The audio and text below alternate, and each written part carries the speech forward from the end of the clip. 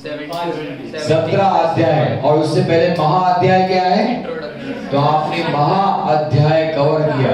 जिसने महाअध्याय कवर कर लिया और जिसको इंट्रोडक्शन समझ गया ना, उसने half the work is done. अब आगे का काम जो है बहुत ही सरल हो जाएगा अगर आपको ये बेसिक कॉन्सेप्ट्स, ये जो बेसिक टर्मिनोलॉजी है ना इस जेनोगा की, अगर वो दिमाग में बैठ गई ना तो आगे जाके बहुत ही आसानी से आप समझ पाओगे। थोड़ा ठीक है, अब हम जाते हैं आगे की तरफ।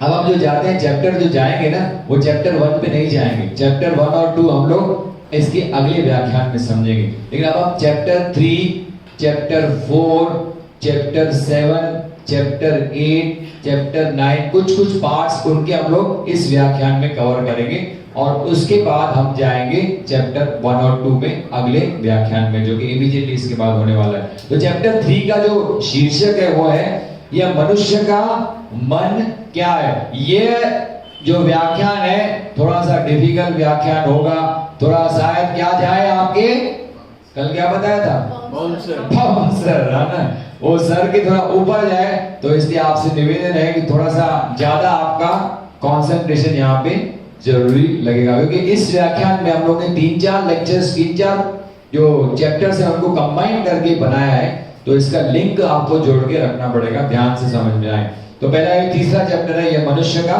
मन क्या है।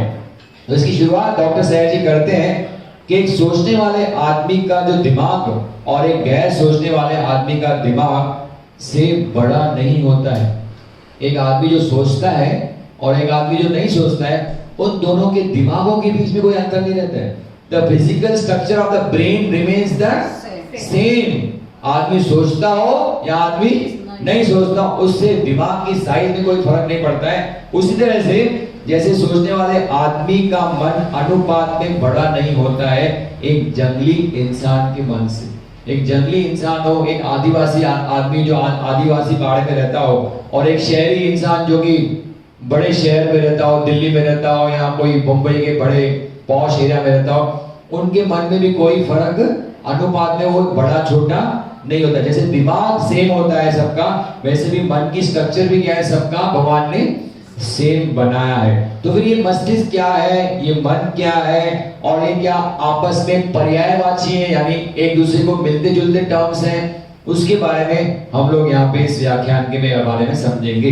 तो जब भी कभी भी दिमाग को देखा जाता है अथवा अधीन किया जाता है जांच के लिए, संवेदनशील इंस्ट्रूमेंट द्वारा इसे नोट किया जाएगा कि दिमाग अथवा मस्तिष्क का क्रियाशील पदार्थ दिखाता है। देखो मस्तिष्क पे, यहाँ पे देखो, ये है आपका माइंड। आपने देखा होगा, आपने देखा है कि हम लोग कभी कभी डॉक्टर के पास जाते हैं और क्या कराते हैं, डॉक्टर हमको थोड़ा चलने में सांस में दम लगता है, तो क्या बोलते हैं डॉक्टर, क्या निकालो, अपना ECG निकालो, जिसको क्या बोलते हैं, इलेक्ट्रोकार्डियोग्राफ। यानी आपके हार्ट की एक्टिविटी को हम ग्राफ पेपर पे एनालाइज कर सकते हैं, उससे बता सकते हैं कि आपके हार्ट की एक्टिविटी कैसी है।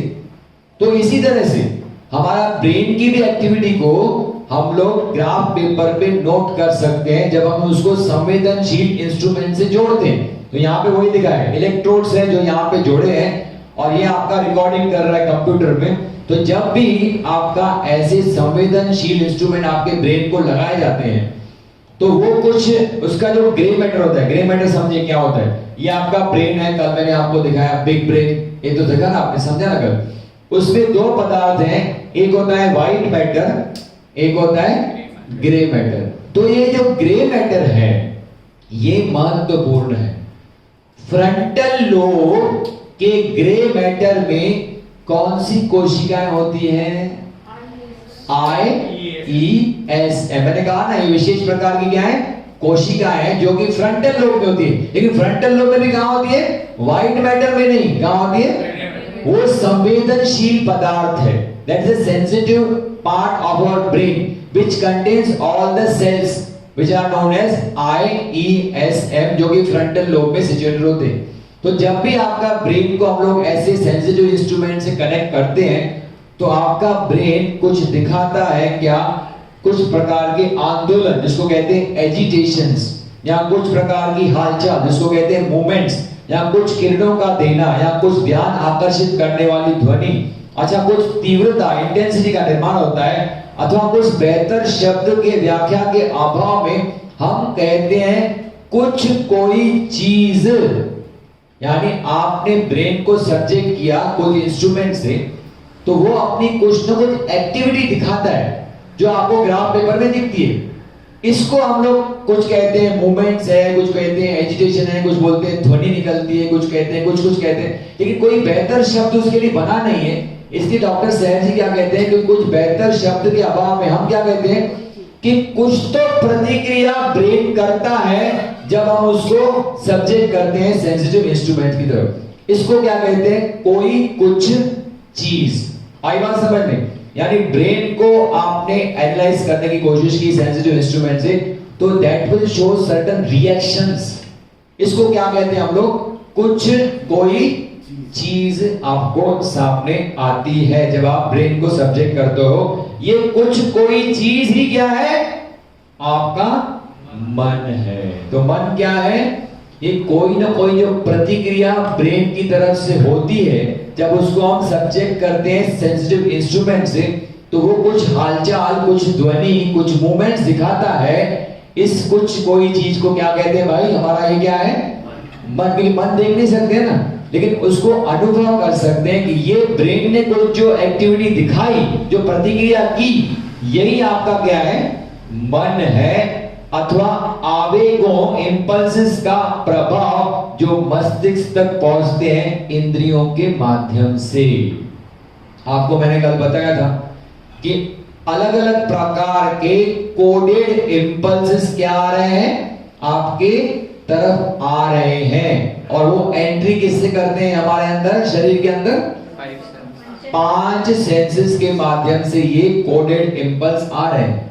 ये कोडेड इंपल्स आते हैं और ये 5 सेंसेस से अंदर जाते हैं। कहां जाते हैं, पहले नर्व से जाते हैं, नर्व से जाते हैं स्पाइनल कॉर्ड में, फिर स्पाइनल कॉर्ड से कहां जाते हैं, ब्रेन स्टेम में, वहां से उनको गुजरना पड़ता है RAS से, फिर वहां से जाते हैं थैलेमस में, थैलेमस से जाते हैं सेरिब्रल कॉर्टेक्स में, और सेरिब्रल कॉर्टेक्स में जाते हैं फ्रंटल लोब में, फ्रंटल लोब के कहां जाते हैं, ग्रे मैटर में जाते हैं, ग्रे मैटर में जाके हिट करते हैं किसको, IESM को, और वहां से वो डिकोड होके कुछ प्रतिक्रिया होती है। इसी को कहते हैं इंसान का मन। जो रिएक्शन होता है ब्रेन से जब बाहर से कोई कोडेड इंपल्स आता है, उसी को क्या कहते हैं, ये है मनुष्य का मन। कुछ कोई चीज घटी, इस कुछ कोई चीज को क्या कहते हैं हम लोग, मन कहते हैं, जो कि प्रतिक्रिया है किसके अगेंस्ट,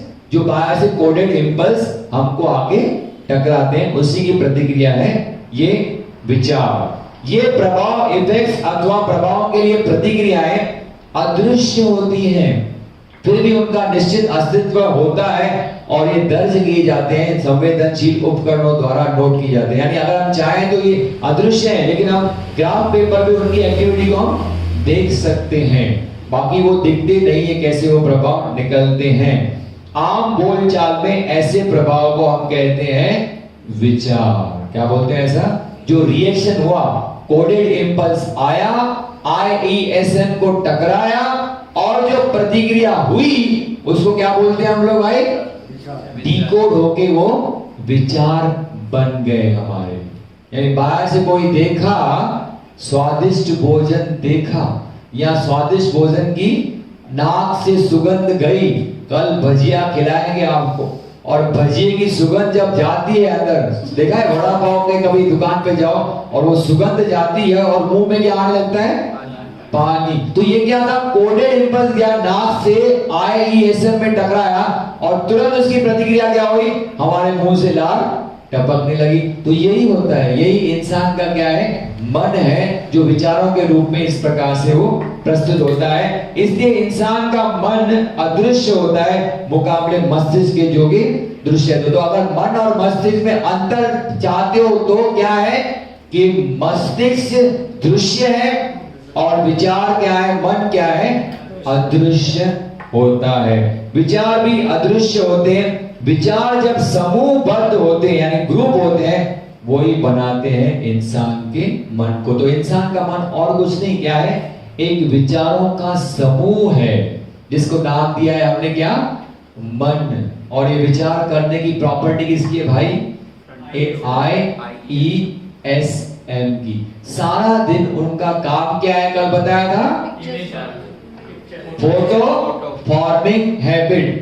कोई भी इंपल्स आया, उसको राइट डिकोडिंग या गलत डिकोडिंग किया और इमीडिएटली क्या हो गया? हमारा विचार उत्पन्न हुआ। और ये जब विचार ग्रुप में आ जाते हैं तो वो क्या बनाते हैं रुपेश जी? ये बनाते हैं इंसान के मन को। यानी इंसान का मन और कुछ नहीं है, बस इन विचारों का समूह है। तो अगर आपका दिन में सारा दिन विचार उठते हैं तो आप चिंता नहीं करो, ये मन की क्या है? नेचुरल प्रॉपर्टी है। ये है इसलिए हम लोग जिंदा हैं, ये है तभी हम विचार कर पाते हैं, तभी हम लोग रिएक्ट करते हैं। जो बाहर के कोडेड इंपल्स हमको आते हैं ना, हम लोग प्रॉपर्ली उसको डिकोड करके रिएक्ट करते हैं। तो ये विचारों की श्रृंखला क्या है? आपका मन है। हर एक मन उसकी निहित विशेषता यानी इनहेरेंट कैरेक्टरिस्टिक की वजह से उस कुछ कोई चीज के कारण निर्माण करता है, या तो लगाव अथवा नफरत अथवा उपेक्षा दूसरे मन के प्रति। हर एक मन का एक फिक्स पैटर्न बना है। हम लोग पैदा हुए हैं ना, तो क्या लेके आए हम लोग? पिछले जन्मों की वासना। और इस जन्म में भी हमने बचपन से लेके संस्कार इकट्ठे किए हैं। ये हमारा इनहेरेंट स्ट्रक्चर बनाता है हमारे मन का। और जो जो उसके अंदर क्या रहती है? वासना रहती है। और जो जो जैसा इनहेरेंट पैटर्न रहता है हमारे मन का, उससे क्या होता है? बचपन से संस्कार होता है ना, तो किसी चीज से हमारा या तो मन से किसी के लगाव होगा, या तो किसी के साथ क्या होगा? नफरत होगी, या तो किसी के साथ न तो लगाव होगा न तो नफरत होगी। तो उसकी क्या करते हैं हम लोग? उपेक्षा करते हैं। मैं तेरे को जानता ही नहीं हूं तो तेरे से लगाव क्या करूं और तेरे से नफरत क्या करूं? इसलिए आदमी किसी के साथ उपेक्षा यानी उसको निग्लेक्ट करता है ना। तो क्या बोलते हैं? तो ये क्योंकि क्या है? हमारे मन का स्ट्रक्चर है जो डिसाइड करेगा कि किसके साथ हमको लगाव होगा, या किसके साथ हमको नफरत होगी, या किसके साथ हम लोग उपेक्षा का भाव रखेंगे। अगर लगाव होगा तो उसका फायदा क्या होगा? उसके फायदे ऐसे मिलेंगे। क्या? आदमी का किसी के प्रति लगाव हो जाए, रुपेश भाई किसके साथ लगाव है आपका? कोई तो अच्छा फ्रेंड होगा, है ना? तो फिर उसके साथ क्या हो जाती है? आदमी की मित्रता हो जाती है। और फिर मित्रता कभी कभी किस में कन्वर्ट हो जाती है? अगर अपोजिट सेक्स का आदमी हो तो वो प्रेम में कन्वर्ट हो जाता है। और फिर प्रेम में पड़ता है आदमी, तो जैसे अभी गाना गाया, ना कुछ तेरे बस में जूली, ना कुछ मेरे बस में जूली, तो वो फिर वो सेक्स में भी कभी कभी उतर जाते हैं। और फिर ऐसी घनिष्ठ मित्रता रहती है तो एक दूसरे के ऊपर क्या होता है? अधिकार भी आता है, साहस उससे मिलता है, आशा मिलती है। मित्र आशा देते हैं ना, आपकी शायरी में आप बोलते हो मित्रों से हमें आशा मिलती है। और उससे निष्ठा यानी विश्वास, निष्ठा का मतलब होता है पक्का विश्वास निर्माण होता है। और ऐसा आदमी किसी के साथ जब प्रेम में पड़ता है तो उसका उसके ऊपर ध्यान भी आकर्षित होता है। ध्यान आकर्षित करता है, सामने वाला आदमी उसको क्या करता है? आकर्षित करता है, क्योंकि उसके प्रति उसका क्या है? लगाव है। तो लगाव होता है तो ये सारे फायदे हमको मिलते हैं किसी के प्रति। अगर हमारा मन का किसी दूसरे मन के प्रति लगाव है तो ये सारे फायदे हमको मिलते हैं। और अगर नफरत है तो क्या होता है? उसके प्रति क्या होता है? कोई आदमी के प्रति आपको पसंद न हो, वो सामने आ जाए तो पहले तो क्या आता है? गुस्सा, फिर अहंकार, ईगो आएगा कि मैं को इससे झगड़ा हुआ था, मैं इससे क्यों बात करूं, जब तक वो बात नहीं करेगा मैं उससे बात नहीं करूंगा। ऐसा अहंकार मन में आता है। फिर कभी कभी लालच आती है, ईर्ष्या आती है, जलन होती है, घमंड आता है, क्रूरता, कभी कभी अहंकार और गुस्सा इतना ज्यादा बढ़ जाता है कि आदमी मारामारी में उतर आता है। फिर संदेह उठता है कि ये आदमी मेरे को नुकसान तो नहीं पहुंचाएगा, मैं इससे बचपन से ही नफरत करता हूं, क्या ये मुझे हानि तो नहीं पहुंचाएगा। फिर शंका, ये सारे नेगेटिव इमोशंस जो है ना, नफरत की वजह से क्या होते हैं? निर्माण होते हैं। और पॉजिटिव इमोशन किसकी वजह से निर्माण होते हैं? लगाव की वजह से निर्माण होते हैं। और अगर उपेक्षा होता है तो उससे क्या होता है? फलस्वरूप क्या मिलता है? अज्ञान। अज्ञान है इसलिए हम लोग उपेक्षा करते हैं। नहीं तो इंसान को अगर सच्चा ज्ञान हो कि मैं जैसा इंसान हूं, ये भी तो सामने वैसे ही इंसान है, तो कोई किसी की उपेक्षा करेगा नहीं, किसको निग्लेक्ट करेगा नहीं। लेकिन अज्ञान की वजह से हम लोग इसको निग्लेक्ट करते हैं, और निग्लेक्ट करते हैं। जो आदमी दूसरों को निग्लेक्ट करता है ना, वो हमेशा दिन भर क्या होता है, ड्रिफ्ट होते रहता है, उसका मन यहाँ वहां बहते रहता है, वो फिर निराशा में चला जाता है, और फिर वो दिन में बैठ के सपने देखता है। दिन में सपने देखते हैं ना, अभी बैठा यहाँ पे है, लेकिन विचार कहाँ चले जाते हैं, दूर दूर भटकते रहते हैं। यानी वो माइंड उसका क्या होता है, ड्रिफ्ट करते रहता है। ऐसा माइंड बहुत ही विचलित रहता है। इसको कहते हैं उपेक्षा का ये प्रभाव होता है, उसका ये परिणाम होता है। तो यहाँ तो लगाव होता है, यहाँ तो नफरत होती है, यहाँ तो उपेक्षा होती है, उसके अलग अलग परिणाम। ये परिणाम याद रखना, बिकॉज यही परिणाम है जो हमें ड्रिफ्ट वॉचिंग में काम आने वाले हैं। जब आप मन को अंदर से ऑब्जर्व करोगे तो आपको लगेगा कि किसी के प्रति आपका लगाव है या उपेक्षा है, ये सारी भावनाएं आपको उस समय पे आएंगी, तो आप उसको एनालाइज करने में मदद होगी। तो ये मनुष्य का मन क्या है, क्योंकि मन अदृश्य है, उसका अवलोकन करना, निरीक्षण करना, समझना संभव नहीं है। अगर हम अपने मन को ही नहीं समझ सकते तो हम दूसरे मन को कितना अच्छे से समझ पाएंगे। अरे जब अपने मन को ही नहीं समझ पाए हम लोग, और हम कहते हैं तेरे को मैं समझ गया, अरे तेरे को कैसे समझेगा रे, तब तू अपने मन को ही एनालाइज नहीं किया, तूने उसी को समझ नहीं पाया कि क्या है तेरा मन, और हम दूसरे के मन को कैसे ऑब्जर्व कर सकते हैं, कैसे उसका अवलोकन कर सकते हैं, ये बहुत ही मुश्किल होता है। हर एक इंसान के पास होते हैं विचारों के सांचे, कि बचपन से लेके हमारे मन के ऊपर बहुत सारे संस्कार पड़ते हैं जो अलग अलग प्रकार के पैटर्न्स बनाते हैं हमारे अंदर, और उसी पैटर्न्स के अनुसार हम लोग क्या करते हैं, प्रतिक्रिया करते रहते हैं। ये जो पैटर्न्स बढ़ते जाते हैं और दोहराते जाते हैं, जैसे इंसान अपनी रोजमर्रा की जिंदगी जीता है। बचपन से लेके हमारे ऊपर बहुत सारे संस्कार होते हैं। कहां से होते हैं संस्कार, पता है? बचपन से ही विचार जमा होते रहते हैं। कैसे? माता पिता से हमको कुछ संस्कार मिलते हैं, है ना, वो कुछ अपनी टीचिंग्स हमें बताते हैं, उससे कुछ हम सीखते हैं और वो हमारे पैटर्न्स बनते हैं।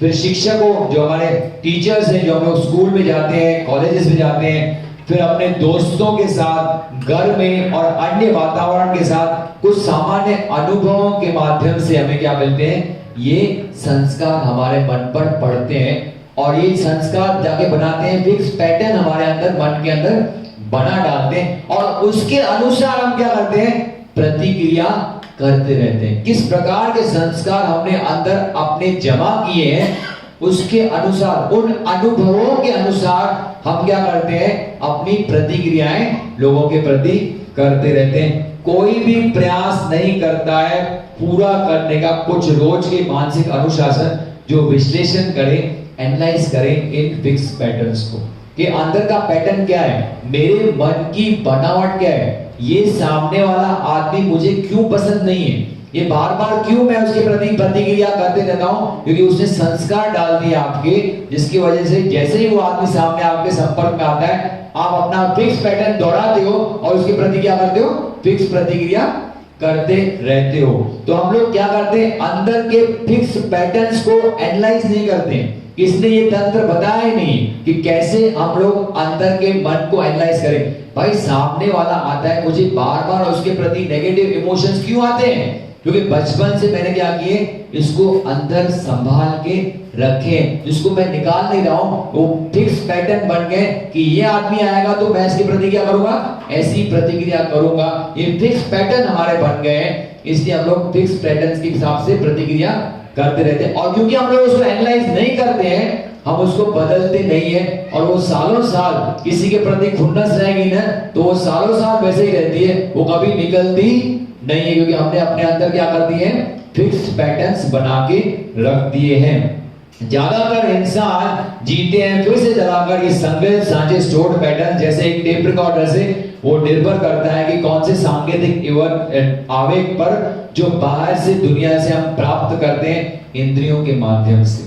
कुछ चीज आपको बचपन से ही संस्कार है कि मुझे ये चीज पसंद नहीं है, वो चीज सामने आ जाएगी। जैसे आपको मैंने एग्जांपल बताया करेले की सब्जी, आपको बचपन से संस्कार है, मुझे तो बचपन से संस्कार था, कभी मैंने करेले की सब्जी आज तक बचपन से खाई नहीं थी। जब आश्रम में आया, योग के संपर्क में आया, तो वासना बदली और आज मैं करेले की सब्जी बिल्कुल बहुत ही ध्यान से और अच्छी तरह से खाता हूँ, स्वाद के हिसाब से खाता हूँ, जबकि बचपन से मुझे वो पसंद नहीं थी। तो ये वासना जब तक बदली नहीं, अंदर के पैटर्न को हमने एनालाइज नहीं किया, तब तक वो बदलता नहीं है और हम फिक्स्ड प्रतिक्रिया फिक्स लोगों के प्रति करते रहते हैं। जैसे सांचे हमने अंदर अपने मन के अंदर इकट्ठे करके रखे, इसको कहते हैं स्टोर्ड पैटर्न्स। ये स्टोर्ड पैटर्न्स को बदलना पड़ेगा, लेकिन बदलने के लिए क्या करना पड़ेगा? अंदर डुबकी लगानी पड़ेगी, अंदर मन के पैटर्न्स को समझना पड़ेगा कि मेरा कौन सा केंद्र है जो बार बार मुझे ऐसी फिक्स प्रतिक्रिया किसके प्रति करने में मजबूर करता है। वो कौन सा इमोशंस अंदर मेरे दबा के रखा है, ये इमोशनल कचरा कौन सा अंदर मेरे दबा के रखा है जिसकी वजह से मैं हर टाइम वही प्रतिक्रिया किसी के प्रति करता हूं। तो ये इमोशनल कचरा निकालने के लिए सबसे उपयोगी जो प्रक्रिया है ज़ेन योगा में बताई है, वो है रिफाइनिंग ब्रीदिंग एक्सरसाइज, जिसका हम लोग अभी शाम को हम क्या करने वाले हैं? अभ्यास करने वाले हैं। अंदर जो कचरा जमा करके रखा है, संस्कार जमा करके रखे सालों से जन्मों से, उसको निकालने का तरीका है you have to do refining breathing exercise. ऐसा इंसान जिंदगी भर बहते रहता है और कोई प्रयास नहीं करता है अपनी स्थिति को सुधारने का, क्योंकि हम लोग अंदर के पैटर्न्स को क्या करते हैं? एनालाइज नहीं करते हैं, इसलिए हम लोग सुधार नहीं सकते। जैसी फिक्स प्रक्रिया, एक सास की बहू के प्रति प्रतिक्रिया, एक बहू का सास के प्रति पैटर्न वो बना के रखा है ना, वो संस्कार, तो उसके हिसाब से क्या होता है? इसलिए घर में झगड़े होते हैं। सास ने बहू को कुछ कहा तो सही, वो तुरंत भड़क जाती है, उसके प्रति क्या करती है? वो प्रतिक्रिया करती है। या बहू सास के प्रति प्रतिक्रिया करती है, क्योंकि हमने क्या करके रखे हैं? एक फिक्स पैटर्न मन में स्टोर करके रखते हैं और उसको हम बदलने की कोशिश नहीं करते हैं। क्यों? क्योंकि उसको कभी एनालाइज हमने किया ही नहीं। इसी को एनालाइज करने का तरीका है ड्रिफ्ट वॉचिंग, जो अगले व्याख्यान में हम लोग यहाँ पे समझने वाले हैं। ड्रिफ्ट वॉचिंग करोगे तो आपको अंदर समझेगा कि मेरे अंदर बार बार ये इमोशंस क्यों आते हैं, क्योंकि वो चीजें आप जब आंख बंद करके मन को एनालाइज करोगे ना, तो ये चीजें बार बार आपके मन में आएंगी, विचार बार बार मन में आएंगे, तो आप उसको पकड़ सकते हो और फिर खाने के दौरान उसको कुछ पॉजिटिव फीडबैक से उसको आप क्या कर सकते हो? बदल सकते हो। तो ये किया नहीं कभी, इसलिए हम लोग क्या करते हैं? सेम प्रतिक्रियाएं करते रहते हैं। तो यहाँ पे समझा कि मन क्या है? ये क्या है? प्रतिक्रिया है। इसकी बाहर से जो कोडेड इंपल्स आते हैं उसके प्रति जो प्रतिक्रिया होती है उसको कहते हैं विचार, और विचार जब ग्रुप में आ जाते हैं तो बनाते हैं हमारे मन को, और हमारे मन के क्या है? बचपन से लेके कुछ फिक्स पैटर्न्स हैं जिसको अगर हम एनालाइज नहीं करते हैं, उसको बदलते नहीं है, तो हमारी प्रतिक्रिया कभी बदलेगी नहीं और हम जिंदगी भर वैसे का वैसा ही रिएक्शन उस इंसान के प्रति करते रहेंगे। जिसके प्रति लगाव होगा उससे मित्रता करेंगे, जिसके प्रति नफरत होगी उससे क्या करेंगे? घृणा करेंगे। इस प्रकार से ऐसे चलते रहते। तो इस मन को समझने के लिए ये फिक्स पैटर्न्स को समझना बहुत ही जरूरी है। अब जो कोडेड इंपल्स मस्तिष्क को प्राप्त होता है पंच ज्ञानेंद्रियों द्वारा, वो ग्रे मैटर के निर्धारित स्पॉट पे क्या किया जाता है? डिकोड किया जाता है। मैंने आपको बताया कि कोडेड इंपल्स आया, कहां से आता है कोडेड इंपल्स भाई? पंच ज्ञानेंद्रियों के माध्यम से उसको डिकोड किया जाता है। इस डिकोडिंग को हम बुलाते हैं सोचना। क्या बुलाते हैं उसको? विचार उत्पन्न होना है क्या? डिकोडिंग से क्या होता है? विचार होता है ना उत्पन्न। तो विचार को क्या बोलते हैं हम लोग? बोलते हैं सोचना। और ग्रे मैटर के निर्धारित स्पॉट से बाहर आते समय इसे कहते हैं प्योर माइंड एनर्जी स्टेट। यानी देखो, आपको मैंने कहा कि कोडेड इंपल्स आया, IESM को जाके टकराया, ठीक है, बरोबर है? पैटर्न बताया, पांचवे आपको बता दिया। टकराने के बाद क्या होता है? वो डिकोड किया जाता है, और वो जब डिकोड किया जाता है उसको कहते हैं प्योर माइंड एनर्जी स्टेट, शुद्ध मन ऊर्जा। डिकोड हुआ आवेग और प्रतिक्रिया भी हुई, है ना? डिकोड हुआ आवेग और प्रतिक्रिया भी हुई, लेकिन उसे बाहर प्रकट न होने दिया। और डिकोड हुआ आवेग और प्रतिक्रिया भी हुई और उसे बाहर शब्दों या क्रियाओं में प्रकट होने दिया। ये है विचारों की चार अवस्थाएं। ध्यान दो कि विचारों की चार अवस्थाएं क्या होती है। और हमारा कर्म कहां पे घटता है वो यहां पे डॉक्टर सहज जी बताते हैं कि बाहर से कोडेड इंपल्स आया, IESM को टकराया और डिकोड हुआ, लेकिन कोई प्रतिक्रिया नहीं हुई। उसको क्या कहेंगे हम लोग? Pure mind energy state. Reaction, प्रतिक्रिया यानी कोई भी रिएक्शन नहीं हुआ, यानी आया, हिट किया और हमारे अंदर कोई प्रतिक्रिया मन में भी नहीं हुई, उसको बोलते हैं प्योर माइंड एनर्जी स्टेट। पंखे चलाएं भले, अगर ऐसी नहीं चल रही तो एग्जांपल पंखे चलाएं। हाँ चलाएं पंखे। एसी चालू है? एसी चालू है? हाँ एसी चालू है, ठीक है, ओके। तो ये हुआ पहला विचार की पहली अवस्था क्या है? प्योर माइंड एनर्जी स्टेट, कोई प्रतिक्रिया नहीं हुई। दूसरी अवस्था क्या है कि प्रतिक्रिया तो हुई, हाँ ना, प्रतिक्रिया तो हुई, लेकिन अभी क्या किया? उसको हमने अंदर ही अंदर दबा दिया, उसको बाहर व्यक्त होने न दिया। इसको कहते हैं मेंटल प्रतिक्रिया हुई, लेकिन बाहर उसको व्यक्त नहीं किया, अभिव्यक्त नहीं किया। ये होती है विचारों की दूसरी अवस्था। विचारों की तीसरी अवस्था क्या है कि प्रतिक्रिया तो हुई और प्रतिक्रिया को हमने व्यक्त भी किया, लेकिन किसके माध्यम से व्यक्त किया? केवल शब्दों के माध्यम से उसको हमने क्या किया? व्यक्त किया। ये विचार की तीसरी अवस्था। और विचार की चौथी अवस्था है क्या? प्रतिक्रिया हुई, उसको व्यक्त भी किया, और उसको किसके माध्यम से व्यक्त किया? एक्शंस के माध्यम से हमने व्यक्त किया। उसको बोलते हैं प्रतिक्रिया, जो कि अभिव्यक्त हुई एक्शन के माध्यम से। जैसे एक एग्जांपल बताता हूं। भगवान बुद्ध बैठे थे एक दिन, है ना, अपने आनंद था उनका बहुत ही इंपॉर्टेंट सहपाठी, है ना, जो हमेशा छाया के जैसा उनके साथ रहते थे, आनंद जी। तो एक व्यक्ति एक दिन आता है और भगवान बुद्ध के ऊपर क्या होता है? मुंह के ऊपर थूक के जाता है। वो थूक के जाता है यानी क्या आया? ये कोडेड इंपल्स बाहर से आया, किसी ने आपके ऊपर थूका, और वो क्या करते हैं? खाली ऐसा करके उसको पोज देते हैं, कोई प्रतिक्रिया करते नहीं, न तो बाहर से और न तो भीतर ही उनको कुछ प्रतिक्रिया होती है। तो इसका मतलब क्या था कि वो क्या था? उनकी विचारों की प्योर माइंड एनर्जी स्टेट। जबकि जो बाजू में आनंद बैठा था वो तुरंत क्रोधित हो जाता है और तुरंत प्रतिक्रिया करता है, जाके उस आदमी को जैसे पकड़ के उसको मारो कि तूने मेरे भगवान गौतम बुद्ध के ऊपर तूने थूका। तो उसने क्या किया? प्रतिक्रिया व्यक्त की, लेकिन उसकी प्रतिक्रिया को भगवान बुद्ध क्या करते हैं? दबा देते हैं। भाई तू मत विचलित हो, क्योंकि वो क्या सोचते हैं भगवान बुद्ध कि भाई ये जो इसने किया, ये खाली क्या किया? लेन देन पूरी करके गया। क्योंकि किसी जमाने में आनंद को समझाते हैं कि मैंने किसी जमाने में उसके ऊपर क्या किया होगा? थूका होगा।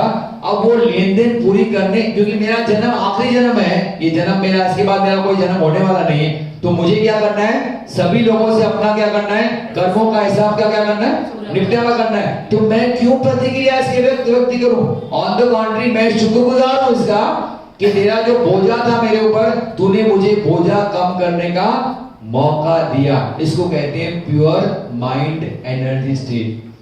अब आपके सामने मैं बैठा हूं, मुझ पर कोई थूक जाए और मैं आपके ऊपर लेक्चर दे रहा हूं, मैं तो भगवान बुद्ध नहीं हूं, तो मेरे मन में तो उसके प्रति प्रतिक्रिया उठेगी। लेकिन आप जैसे साधक बैठे हैं, लेक्चर दे रहा हूं, तो मेरे अंदर जो प्रतिक्रिया हुई, मैंने क्या किया? उसको दबा दिया, यानी बाहर व्यक्त नहीं किया। उस आदमी को ना मैंने गाली दी, ना उसको मैंने पकड़ के कुछ मारा, क्योंकि क्या किया? आप लोग बैठे हैं ना सामने, तो विचार तो मन में उठा कि इस आदमी को पकड़ के धो, इसने मेरे ऊपर क्या किया? थूक दिया। लेकिन मैंने क्या किया? उस विचार को दबा दिया। इसको कहते हैं विचार की दूसरी अवस्था। और अगर आप जैसे लोग बैठे नहीं और कोई आके थूक गया, तो उसने मेरे ऊपर थूका और मैंने क्या किया? उसको दो चार क्या किया? गालियां दे दी। विचार की तीसरी अवस्था, यानी शब्दों में मैंने क्या किया? प्रतिक्रिया व्यक्त की। और विचारों की चौथी अवस्था, जैसे वो आनंद उठा था, आनंद उठता है और पकड़ के उसको दो चार चमाट मारता है, जो आदमी आगे थूक के जाता है, इसको बोलेंगे प्रतिक्रिया की, लेकिन क्या? क्रिया में, एक्शन में प्रतिक्रिया की। तो इस प्रकार से चार अवस्थाएं होती हैं विचारों की। अब सवाल उठता है कि कर्म कहां पे घटा? कर्म कौन सी अवस्था में घट गया जिसका फल हमको भुगतना पड़ेगा। तो लोग क्या सोचते हैं कि जो एक्शन हुआ या हमने शब्दों से किसी को गाली दी वहां पे कर्म घटा, लेकिन डॉक्टर सहज जी कहते हैं और भगवान बुद्ध की फिलॉसफी भी वही है कि कर्म सिर्फ क्रियाओं में नहीं घटता है कि जो आपने प्रतिक्रिया क्रियाओं में की या तो शब्दों में जो व्यक्त किया वहां पे कर्म नहीं घटा। कर्म कहां पे घटता है? बाहर जाने वाले आवेग विचार को रोकी हुई अवस्था में उसे कहा जाता है। यानी मेरे मन में भी अगर किसी के प्रति बुरी भावना जागी तो भी क्या हो गया? वहां पे कर्म घट गया। मेरे मन में भी किसी के लिए अच्छी भावना जागी, भले मैंने उसको व्यक्त किया या न किया तो भी अच्छा कर्म वहां पे घटा, बुरा कर्म मन के लेवल पे घट गया। इसलिए लोग कंप्लेन करते हैं, हमारे पास आते हैं, डॉक्टर साहब हमको क्यों भुगतना पड़ता है, हमने तो कोई गलत काम किया ही नहीं है, न किसी को दुखाया न किसी को गाली दी, फिर भी हमको क्यों भुगतना पड़ता है? क्योंकि हमने कभी मन के लेवल पे खुद को एनालाइज नहीं किया कि मन में हमने कितनी बार कितने लोगों के लिए क्या किए, प्रतिक्रियाएं निर्माण की, जिसको हमने क्या कर दिया है? दबा दिया है, बाहर उसको लाने की कोशिश नहीं की है। तो कर्म आपका दूसरी अवस्था में, विचार की दूसरी अवस्था में आपका कर्म घट जाता है। तो विचार की इस प्रकार से चार अवस्थाएं। पहली अवस्था क्या है? शुद्ध मन ऊर्जा अवस्था। दूसरी अवस्था क्या है? विचार दबे हुए। तीसरी अवस्था क्या है? विचार शब्दों में व्यक्त किए हुए और विचार कार्यों में व्यक्त किए हुए। ये चौथी अवस्था है। ये इंपॉर्टेंट चीज है जो चौथे चैप्टर में डॉक्टर सहज जी यहाँ पे हमको बताते हैं कि किस प्रकार से हमारे कर्म घटते हैं। अब सातवां चैप्टर है श्वसन और मन का संबंध क्या है। बहुत ही इंपॉर्टेंट चैप्टर है और बहुत ही डिफिकल्ट चैप्टर है समझने में, लेकिन समझना पड़ेगा कि श्वसन का हमारे मन से क्या संबंध है। श्वसन के दौरान हम क्या करते हैं? बहुत ही बाहरी तत्वों को अपने तंत्र के भीतर क्या करते हैं? लेते हैं। ये बाहरी तत्व होते हैं आवेग, यानी जिसको कहते हैं इंपल्सेस, जो हमारे अंदर पहुंचते हैं नर्व सेंटर्स में इंद्रियों के माध्यम से, जहां पे ग्रे मैटर में वो डिकोड किए जाते हैं। जैसे मैंने आपको बताया कि बाहर से कोडेड इंपल्स आते हैं, किनके माध्यम से आते हैं? पंच ज्ञानेंद्रियों के माध्यम से आते हैं। तो नाक से सुगंध आती है, वो भी इंपल्स है, लेकिन नाक से सिर्फ सुगंध नहीं लेते हम लोग, नाक से हम क्या कर रहे हैं? सांस भी ले रहे हैं। क्या ले रहे हैं? श्वसन ले रहे हैं। तो हर बार हम जब सांस लेते हैं ना, तो हर बार सांस के साथ साथ हम लोग क्या करते हैं? इंपल्सेस, कोडेड इंपल्सेस को अंदर लेके जाते हैं नर्व्स के माध्यम से। कहां जाते हैं वो? ब्रेन में IESM में जाके क्या हो जाते हैं? वो डिकोड होके विचार बनते हैं। तो श्वास की प्रक्रिया के साथ साथ हम सिर्फ सांस नहीं ले रहे हैं सिर्फ, इसलिए श्वास को नियंत्रण करना इंपॉर्टेंट है। समझ में आ रही बात कि प्रत्येक श्वास के साथ आप क्या कर रहे हो? कोडेड इंपल्स अपने अंदर ले रहे हो, जो डिकोड होके क्या बन रहे हैं? विचार बन रहे हैं। तो अगर आपकी श्वास की गति नियंत्रित होगी और वो कंपलसरी 12 प्रति मिनट हो जाएगी, तो कितने विचार हम कम कर सकते हैं, कितने हमारे विचार क्या हो जाएंगे? नियंत्रित हो जाएंगे। इसलिए श्वसन और विचारों का संबंध है, इसलिए श्वसन और मन का संबंध है। उसी प्रकार जब हम खाते हैं और पीते हैं तो हम बाहरी तत्व अपने अंतंत्र में अंदर लेते हैं। जैसे जुबान से हम लोग, ये क्या है? ज्ञानेंद्रिय है ना। जुबान क्या है? एक ज्ञानेंद्रिय, लेकिन जुबान क्या है? कर्मेंद्रिय भी है।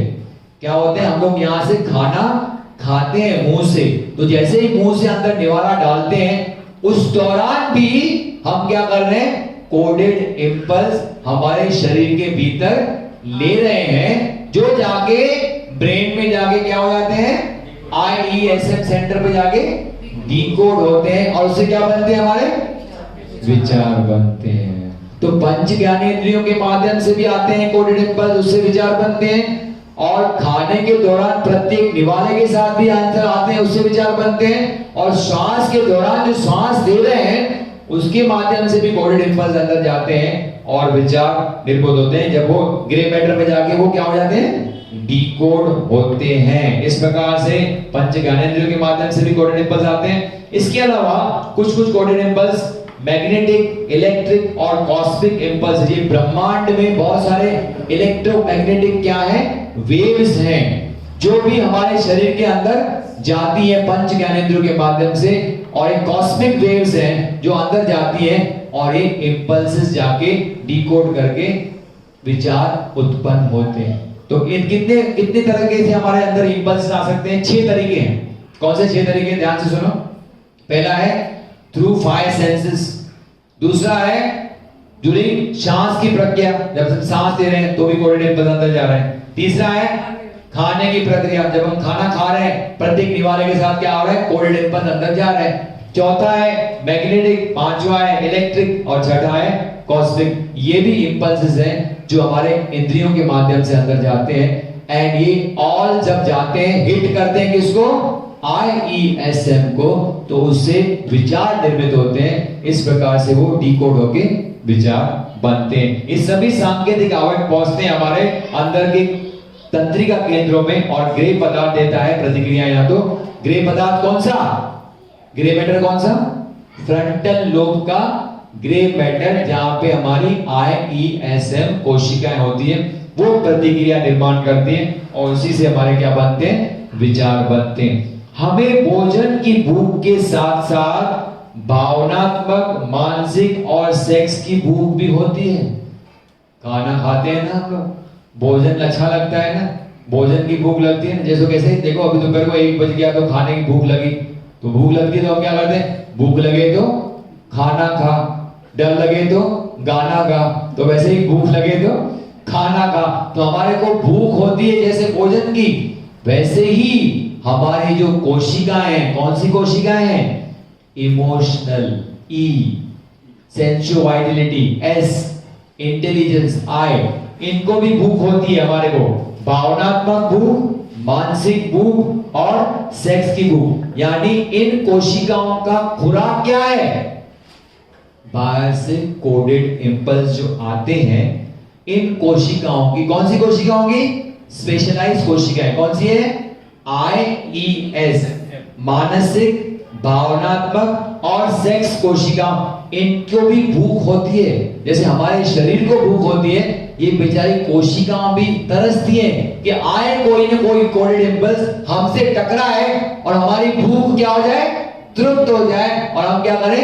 विचार निर्मित करें, उसको डिकोड करके। आप बात समझ आ रही है बात? तो ये सब कोशिकाओं को भी अपनी अपनी भूख होती है। आवेग आते हैं भोजन देने को हमारी भावनात्मक, मानसिक और सेक्स की भूख को। यानी इनकी भूख का भोजन क्या है? इनका, इन कोशिकाओं का भोजन क्या है? बाहर से आने वाले कोडेड इम्पल्स इन कोशिकाओं की भूख है। कौन कौन सी कोशिकाओं की? IES। तो जैसे हम लोग भूख लगती है तो खाना खाते हैं अपने शरीर को तृप्त करने के लिए, वैसे ही हमें IES की जो खुराक है, इन कोडेड इम्पल्स को अंदर लेना चाहिए, किसी को जबरदस्ती दबाना नहीं चाहिए। वही कह रहे हैं जैसे कि हम भोजन लेते हैं जिससे हमारा शरीर स्वस्थ रहे। भोजन क्यों लेते हैं? भोजन क्या करता है? क्या करता है भोजन भाई? नई कोशिकाओं का निर्माण, जूनी कोशिकाओं को निकालता है, तो वो करता है, वो हमारी खुराक है, वो जरूरी है। जैसे हम लोग हमारा शरीर को स्वस्थ रखने के लिए हम लोग भोजन लेते हैं, उसी तरह से हमें लेने चाहिए आने वाले कोडेड इम्पल्सेस को और नहीं रोकना चाहिए भावनात्मक और सेक्स की भूख को कुछ नकारात्मक प्रथाओं के माध्यम से। कुछ संत महात्मा कहते हैं अरे सेक्स का विचार भी लाना क्या है? पाप है, पाप। सेक्स का विचार भी मत लाओ। अरे विचार कैसे नहीं लाएंगे भाई? हमारे एस सेंटर की खुराक ही वही है, तो ऐसा नहीं, दबाना नहीं चाहिए। जितना दबाओगे विचारों को उतने ही ज्यादा क्या हो जाएंगे? वो विचार और पैदा होंगे, क्योंकि हमारे अंदर भगवान ने, मन ने स्ट्रक्चर क्या बनाया है? सेक्स का पावर कितना है भाई? कितना है? +8 -8। इमोशंस का पावर कितना है? +4 -4। तो इनकी भूख ज्यादा है और हमको कहते हैं कुछ नकारात्मक प्रथाओं वाले संत महात्मा कि क्या करो? इमोशंस को दबाओ, है ना, इमोशनल मत हो जाओ। सेक्स को क्या करो? दबाओ। अरे दबाओगे उतना ही ज्यादा वो ऊपर उठ के आएंगे, इसलिए हमको दबाना नहीं चाहिए। ऐसे आवेगों का चयन करने का क्या होता है? एक तरीका होता है। हम नोट कर सकते हैं इनका आना, इनके प्रभावों को और प्रतिक्रियाओं को तथा इन भावनात्मक, मानसिक और सेक्स की भूखों की संतुष्टि को वी कैन नोट। अगर हम अध्ययन करें, वही हम करते हैं जो अगले चैप्टर में हम लोग देखने वाले हैं, फर्स्ट चैप्टर में, कि कैसे ड्रिफ्ट वॉचिंग करते हैं, कि कैसे कोई विचार आया, कोई कोडेड इंपल्स आया, वो जाके ब्रेन को टकराया और कैसे मेरा विचार इमोशनल निर्मित हुआ। तो इसको एक तरीका रहता है, इसको हम ऑब्जर्व कर सकते हैं और इसको, और कैसे मेरी इमोशनल भूख अभी क्या हो गई, संतुष्ट हो गई। सेक्स का विचार क्या हो गया, अब सेक्स को कोशिकाएं क्या हो गई मेरी, संतुष्ट हो गई, क्योंकि उनको उनकी खुराक मिल गई। तो हमको उनकी खुराक लेने देना चाहिए, उसको नेगेटिव एस्पेक्ट से रोकना नहीं चाहिए। ये शामिल करता है कुछ अध्ययन, ऑब्जर्वेशन और मेथड्स को, और इसी अध्ययन के वैज्ञानिक दृष्टिकोण को हमारे प्राचीन ऋषियों ने नाम दिया ज़ेन और योगा। तो ज़ेन योगा और कुछ नहीं है। क्या है भाई ज़ेन योगा? अगर आप शॉर्ट में पूछेंगे ना, तो इन विचारों का उत्पत्ति कैसे होती है, कैसे कोडेड इंपल्स आते हैं और कैसे हमारे IES की भूख को क्या करते हैं, वो संतुष्टि प्रदान करते हैं, और कैसे फिर वो विचार निकलते हैं, इसको ऑब्जर्व करने का जो तंत्र है उसको क्या बोलते हैं हम लोग, प्राचीन ऋषियों ने क्या बोला, उसका नाम ज़ेन और योगा, जिसको कंबाइन करके क्या नाम दे दिया हमारे सैयद जी ने, ज़ेन योगा। तो ज़ेन योगा और कुछ नहीं है। क्या है? Just to observe the coded impulse coming in our body, hitting our spots in frontal lobe IESM, और कैसे इनकी भूख की संतुष्टि होती है और कैसे फिर उससे विचार हमारे उत्पन्न होते हैं, इसको अध्ययन करना ही क्या है, ज़ेन योगा है। यानी इन आवेगों को जो जहां जहां से आते हैं उस पर नियंत्रण करना। जैसे वो जहां से आते हैं वहीं पे अगर हमने उनको पर नियंत्रण कर लिया तो क्या होंगे, ज्यादा विचार उत्पन्न नहीं होंगे, ज्यादा इंपल्स जाके आपके IESM को हिट नहीं होंगे। लेकिन उसका तरीका है प्रॉपर, उस तरीके को अपनाएंगे तो ऑटोमेटिकली हम विचारों को कंट्रोल कर पाएंगे। इसी का शास्त्र का नाम क्या दिया है हमारे प्राचीन ऋषियों ने, ज़ेन योगा। क्या ये विचार हमारे निर्देशों के अनुसार आते हैं? क्या इनका नियंत्रण हमारी इच्छा शक्ति से हम कर सकते हैं? नहीं कर सकते हैं, इच्छा शक्ति से नहीं कर सकते। क्या हम बोले नहीं खाली इंटेलिजेंट विचार आए, इमोशनल नहीं आए, सेंस का विचार नहीं है, ऐसा नहीं। वो तो बाहर से कोडेड इंपल्स आते ही रहेंगे, लेकिन हम उसका क्या कर सकते हैं, उनको लगाम लगा सकते हैं कुछ सुधारात्मक तरीकों से। लेकिन सुधारात्मक तरीकों से और अनुशासनों से हम ये नियंत्रण कर सकते हैं। उसके लिए करेक्टिव मेथड्स अपना के, जो डॉक्टर ज़ेन योगा में डॉक्टर सैयद जी अभी आपको देंगे, उस मेथड्स को अगर हमने अपनाया तो हम इसके ऊपर कंट्रोल कर सकते हैं। बाकी डायरेक्टली बोलेंगे हम अपनी विल पावर से क्या करेंगे, इनको कंट्रोल होने देंगे, हम सेक्स के विचार आने नहीं देंगे, हम इमोशंस के विचार आने नहीं देंगे, ऐसा कभी होने वाला नहीं है। ये तो आएंगे ही, लेकिन उसके प्रति हमारी प्रतिक्रिया क्या होती है वो हम उसको बदल सकते हैं। लेकिन उसके लिए करेक्टिव मेथड्स अपनाने पड़ेंगे, जो डॉक्टर सैयद जी यहाँ पे देते हैं। बचपन से ही हम इकट्ठा करते हैं कुछ पैटर्न्स को, कुछ आदतें खाने पीने, नींद और श्वसन की, और ये आने वाले सांकेतिक आवेगों के, इनको डिकोड करने का एक गलत तरीका होता है, एक राइट तरीका होता है। बेसिकली इट डिपेंड्स अपॉन हम लोग कैसे उसको डिकोड करते हैं। ये विचार तो आएंगे, ये जो इंपल्सेस है वो तो हिट करेंगे, लेकिन डिकोड अगर हमने प्रॉपरली किया तो उससे हम लोग एनर्जी बचा पाएंगे, और डिकोड अगर प्रॉपरली नहीं किया तो हम एनर्जी का क्या करते हैं, नुकसान कर देते हैं। और दिन भर के अंत में हम क्या कर देते हैं, रात को अरे थक गए, और थकने के बाद हम क्या कर देते हैं, नींद में चले जाते हैं। तो गलत तरीके से करना आसान होता है, जिससे हमें मिलता है कुछ प्रकार का सुख, जिससे हम कार्य को दोहराते हैं जो भी गलत तरीके से किया जाता है। ऐसा बार बार करना गलत आदत हमारी बना देता है।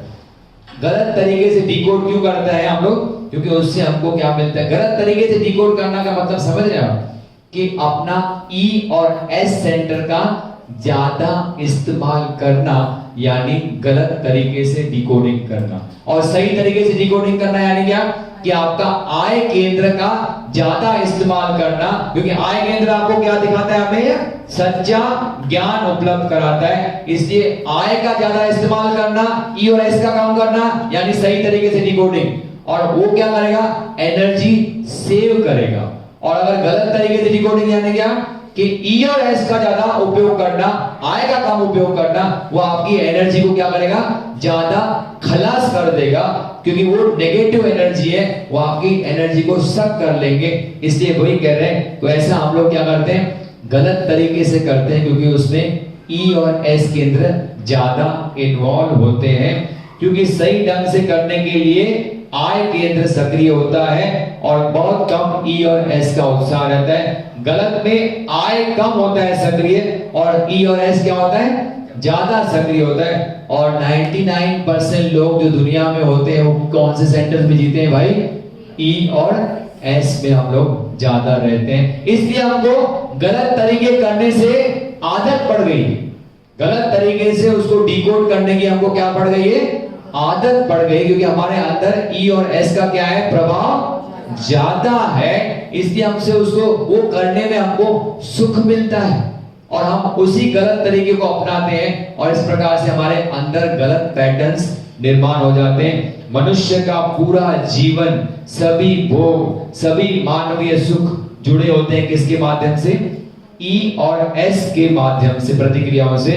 बंदी के बौद्धिक आय के बदले ई और एस में हम लोग ज्यादा, क्योंकि सुख किसको आता है, सुख किस में आता है, मौज मस्ती किस में आती है, इमोशंस में। जब हम बहते हैं और मौज मस्ती करते हैं, एस सेंटर में बहते हैं, तो हमें ज्यादा एंजॉयमेंट आती है। और एंजॉयमेंट जैसे मैंने आपको बताया, जैसे लॉकडाउन खत्म हुआ तो लोग शिमला पहुंच गए एंजॉयमेंट करने के लिए, तो वहां पे हमको सुख मिलता है। इसलिए हम लोग वो चीजें बार बार दोहराते हैं, क्योंकि हम लोग ज्यादा करके ई और एस सेंटर में रहते हैं। इसलिए आदतों को बदलना बहुत ही मुश्किल होता है, क्योंकि उसमें ई और एस को कम करके आय को ज्यादा बढ़ाना पड़ता है। आय को ज्यादा बढ़ाने के लिए हमको तकलीफ होती है, क्योंकि हम लोग ज्यादा करके क्या रहते हैं, ई और एस सेंटर में अपना जिंदगी जीते हैं। तो इसलिए हम लोग आदतों को बदलते नहीं है। आदतों को बदलते नहीं यानी क्या, कि जो मौज मस्ती की लाइफ है ना, हम उसको छोड़ते नहीं है। आज शाम को भी आपको घुमाने लेके जाएंगे, आपको बहुत अच्छा लगेगा, क्योंकि क्या है, घूमना आदमी को पसंद है। अभी भी मैं गया था एक बार एक दिन के लिए ब्रेक में नागपुर में, तो बहुत अच्छा लगा।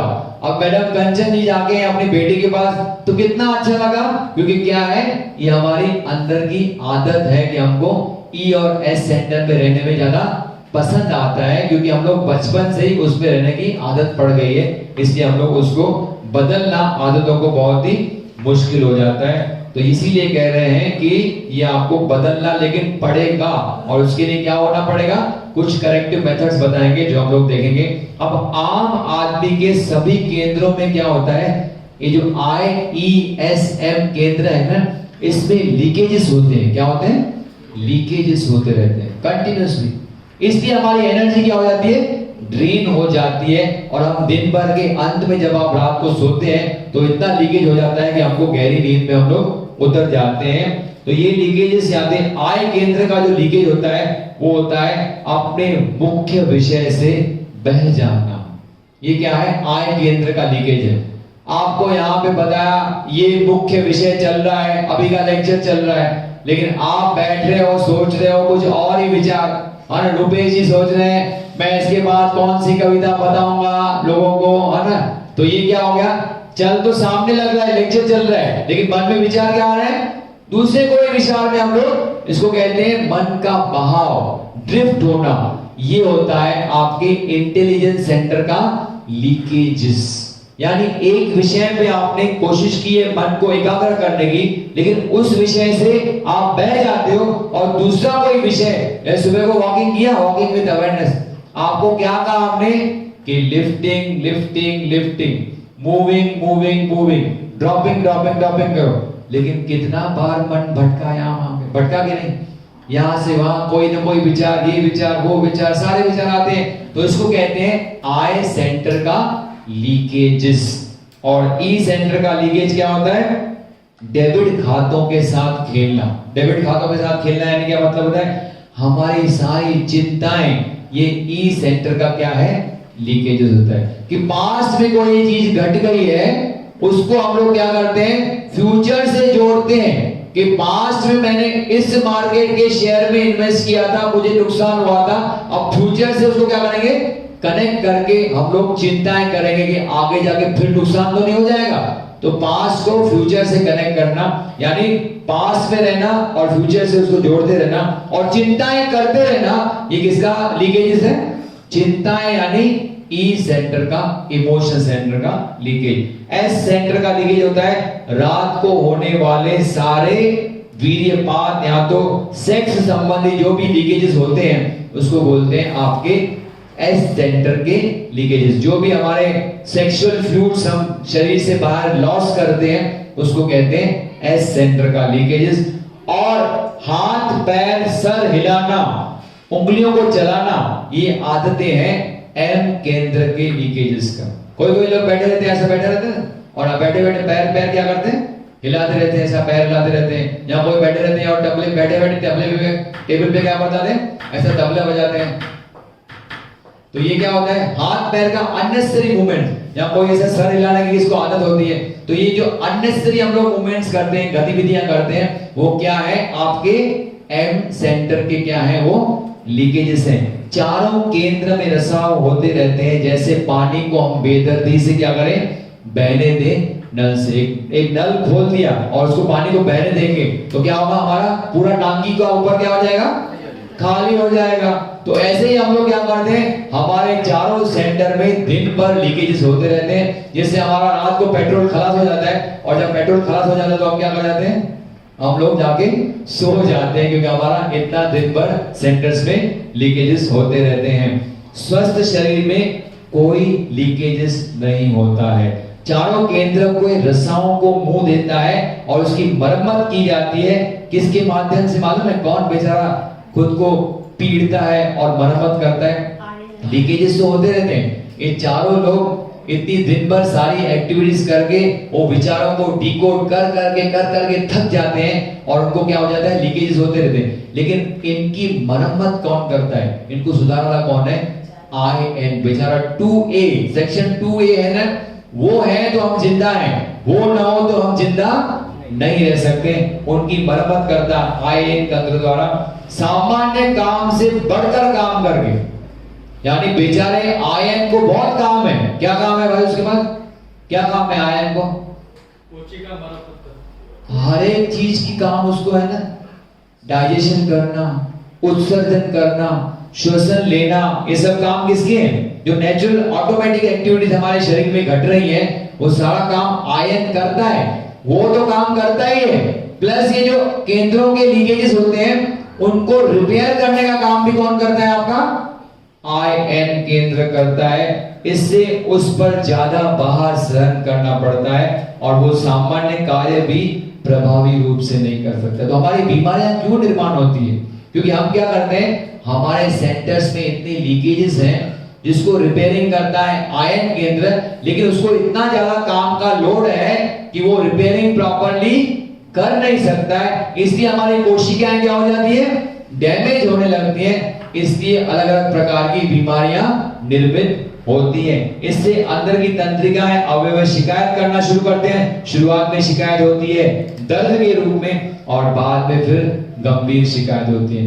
पहले शुरुआत होता है, अरे सर दर्द हो गया, बॉडी एक हो गया, ये हो गया, पेट में दर्द होता है। बाद में मालूम पड़ा पेट में क्या हो गया, फोड़ा हो गया। बाद में मालूम पड़ा यहाँ पे कुछ कैंसर हो गया, यहाँ पे मालूम पड़ा ये हो गया।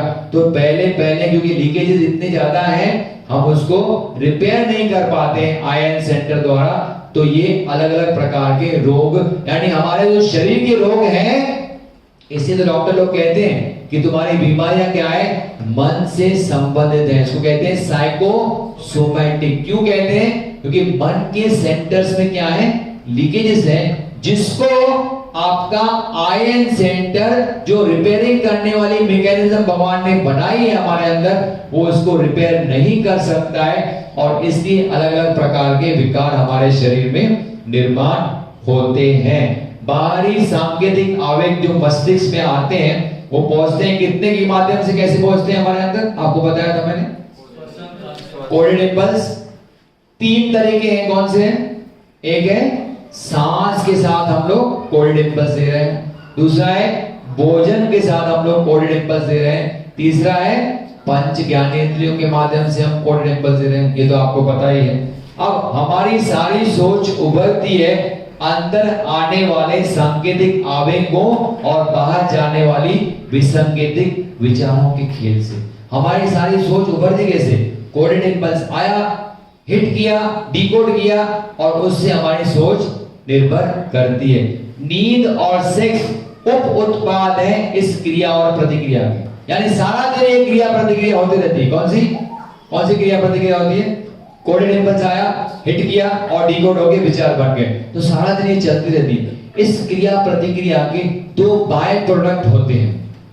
ये क्रिया प्रतिक्रिया होती कैसे है? जब ये तीन माध्यमों से कोऑर्डिनेट इंपल्स अंदर आते हैं, श्वसन, भोजन और पंच ज्ञानेंद्रिय। लेकिन ये जब आते हैं कोऑर्डिनेट इंपल्स डिकोड होते हैं, तो ये क्रिया प्रतिक्रिया में जब क्रिया बहुत ही ऊपर स्टेज में पहुंच जाती है तो उसका बाय प्रोडक्ट होता है कि हम लोग सेक्स में उतर जाते हैं। यानी कोऑर्डिनेट इंपल्स बहुत ज्यादा जमा हो गए तो हमारी एनर्जी ऊंची उठ गई, उसको बोलते हैं ज्वार। होती है ना हाई टाइड और लो टाइड, देखा होगा ना समंदर में क्या होता है, हाई टाइड और बाई टाइड। तो इसलिए कहते हैं जब ये प्रतिक्रिया पहुंचती है कुछ बाढ़ की स्थिति में, जिसको कहते हैं ज्वार पर, तो इसका परिणाम होता है सेक्स संभोग। और जब ये तीव्रता उतार यानी बाटा पर आती है तो उसका परिणाम होता है नींद। जब हम थक जाते हैं पूरी तरह से तो हम नींद में चले जाते हैं और बहुत ज्यादा स्टिमुलेट हो जाते हैं, सेक्सुअली उत्तेजित हो जाते हैं, तो हम लोग सेक्स संभोग में उतर जाते हैं। तो तीन तरीके से कोऑर्डिनेट इंपल्स आते हैं,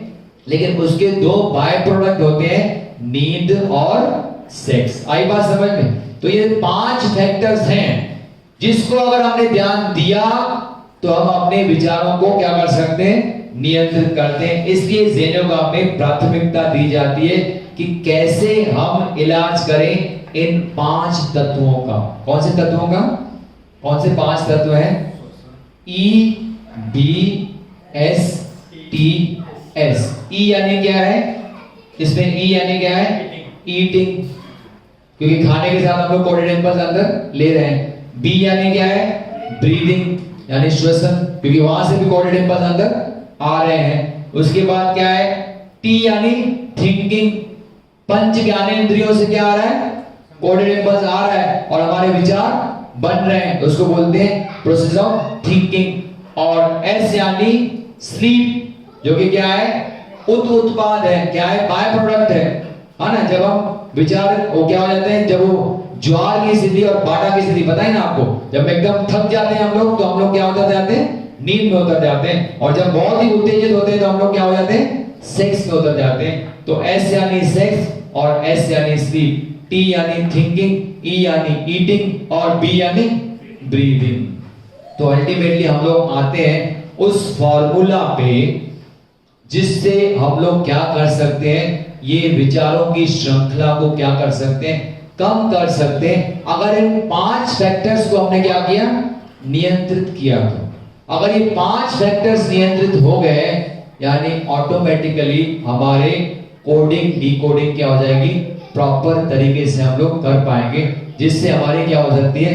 प्रगति हो सकती है। और नॉर्मली हमारे IESM का रेशियो क्या है? क्या है रेशियो हमारे IESM का? सुबह को बताया 2 I का क्या रेशियो है? +2 या तो -2, तो उसका रेशियो हो गया 2। E का क्या है? 4 +4 -4। S का क्या है? 8 है ना। और M का क्या है? खाली +2 है, माइनस तो है ही नहीं उसमें। तो नॉर्मल रेशियो हमारे IESM का क्या है? जो करंट रेशियो है हमारा 2 4 8 2। आई बात समझ? ये रेशियो करंट रेशियो है। अगर हम लोग ये चीजों के ऊपर ध्यान देते हैं, कौन सी चीजों के ऊपर? E, B, S, T, S पर हमारा नियंत्रण आ जाता है। यानी eating habits, breathing habits, sex, sleep और थिंकिंग, ये 5 चीजों के ऊपर अगर हमने नियंत्रण लाया तो इससे क्या होगा? हमारा जो IESM का करंट रेशियो क्या है? 2482 है। उस रेशियो को हम बदल देंगे किसमें? जो हमें चाहिए, और वो है 5221। यहां पे देख सकते हैं आप, यहां पे अगर आपका इंटेलिजेंस 5 हो जाए और इमोशंस और एस क्या हो जाए 2 हो जाए और एम क्या हो जाए 1 हो जाए, तो कितना बैलेंस्ड है। क्या बैलेंस है भाई शिवनंदन, क्या है ऐसे balance? I is equal to E plus S plus M, दोनों का रेशियो सेम है कि नहीं? वो भी 5 है और वो भी 5 है। और वहां पे देखेंगे 2 4 8 2 में क्या है? I खाली 2 और वो 4 8 यानी 12 और वो 2 और जोड़े 14, तो वो कभी रेशियो मैच हो नहीं सकता है। इसको बोलते हैं अनबैलेंस्ड रेशियो ऑफ और IESM। लेकिन इस रेशियो को हम बदल सकते हैं, लेकिन किसके माध्यम से बदलेंगे? जिस माध्यम से कोडेड इंपल्स हमारे अंदर जा रहे हैं और उसके जो बाय प्रोडक्ट हैं, उन 5 चीजों के ऊपर अगर हमने नियंत्रण लाया तो धीरे धीरे, इच्छा शक्ति से नहीं लेकिन बहुत ही ध्यान से एक एक चीज को पालन करते हुए हम इस रेशियो को बदल सकते हैं। और वही उद्देश्य है, जब हम CCS तक पहुंचते हैं तो हमारा रेशियो 2 4 8 2 से बदल के 5 2 2 1 हो जाता है। इसी को कहते हैं इंसान का सच्चा विकास। इंसान का सच्चा विकास ये नहीं है कि हमने कितनी साइंस की खोजें की हैं या हमने कितना प्रगति की, हमने सैटेलाइट्स भेजे हैं मार्स पर और हमने ये किया है, हमने वो किया है, हमने ये इन्वेंशंस किए हैं। ये इंसान की सच्ची प्रगति नहीं है। अगर सोचो हर एक इंसान ये जिम्मेदारी खुद ले ले कि मेरा जो मन का केंद्रों का रेशियो बिगड़ा हुआ है, मैं उसे क्या करूंगा? सुधारूंगा। और सुधार के क्या करूंगा? जो प्रॉपर रेशियो होना चाहिए उसको लाऊंगा। उसी को कहते हैं इंसान का सच्चा विकास और इसी को कहते हैं योग। चौहान सर, मुझे योग की डेफिनेशन कभी पता ही नहीं चला। पतंजलि मुनि कहते हैं योग इज इक्वल टू चित्त वृत्ति निरोधः। ये डेफिनेशन दिया है किसने? पतंजलि ने। क्या नाम दिया है भाई? योग इज इक्वल टू चित्त वृत्ति निरोधः। कभी समझा ही नहीं ये चित्त वृत्ति निरोध क्या होता है। ये जो कॉन्शियस माइंड है ना, आपका नाम क्या नाम है कॉन्शियस माइंड का?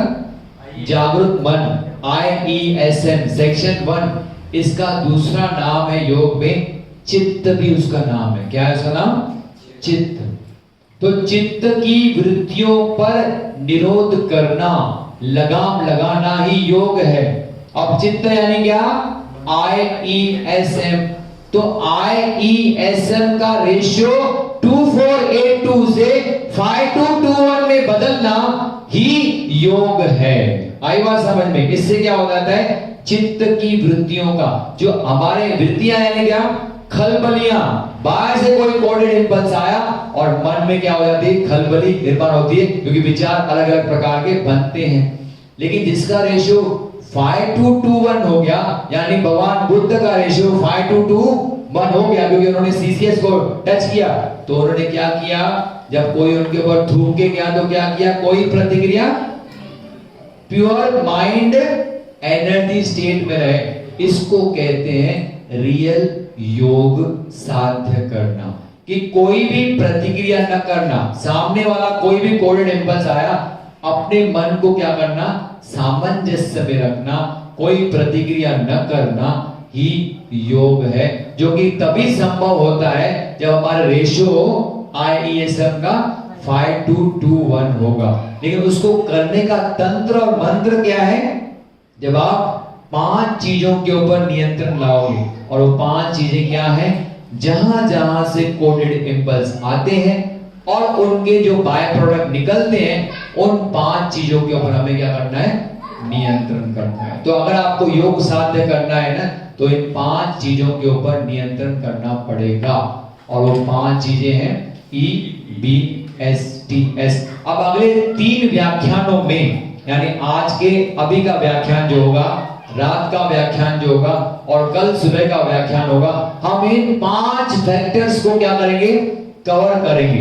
ये कैसे डॉक्टर सहल जी बताते हैं, कैसे इनके ऊपर हम नियंत्रण लाएं, कैसे उनके ऊपर हम लोग कंट्रोल लाएं, कैसे नींद को कंट्रोल करें, कैसे सेक्स को कंट्रोल करें, कैसे थिंकिंग को कंट्रोल करें, कैसे ब्रीदिंग को कंट्रोल करें, और कैसे फूड को कंट्रोल करें। इन 5 चीजों के ऊपर जिसने नियंत्रण लाया वो ऑटोमेटिकली उसका स्ट्रक्चर क्या हो जाएगा, 2482 से 5221 पे बदल जाएगा, जिससे वो आदमी सहजता से कहां पहुंच जाएगा, क्रिटिकल सर्टेन स्टेज पे, जो कि हमारा मुख्य उद्देश्य है। तो यहाँ पे हम लोग रुकते हैं, यहाँ पे लेक्चर यहाँ पे पूरा करते हैं।